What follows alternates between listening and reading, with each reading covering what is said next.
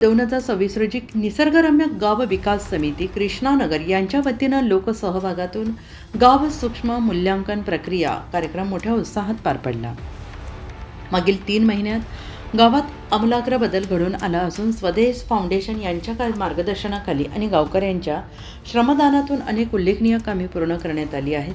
कृष्णानगर गावातील सर्व घरांना 100% एकसमान रंग देण्यात आलेला आहे। तसेच घरांचे शोषक खड्डे खोदून पूर्ण करण्यात आलेले आहेत। गावात सुशोभीकरण करण्यात आलेलं असून बोलक्या भिंती तयार करण्यात आलेल्या आहेत।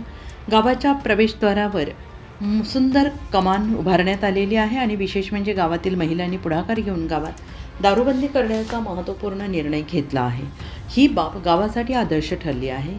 या कार्यक्रमात सुरगाणा पोलीस ठाण्याचे PSI श्री खाडेसाहेब, नायब तहसीलदार श्री पाडेकर साहेब आणि श्री बनसोडे साहेब, स्वदेश फाउंडेशनची सुरगाणा आणि कळवण तालुक्याची टीम, ग्रामपंचायतचे ग्रामसेवक श्री चिंतामण गावित, तलाठी श्री वाघमारे, कृष्णानगर गावचे पोलीस पाटील श्री पुंडलिक चौधरी तसेच गाव विकास समितीचे अध्यक्ष बलवंत अलबाड उपस्थित होते। यासोबतच रानविहीर, उंबरपाडा आणि सुभाषनगर येथील गाव विकास समित्यांचे सदस्य, कृष्णानगर येथील महिला, तरुण मित्रमंडळ आणि ग्रामस्थ मोठ्या संख्येने उपस्थित होते।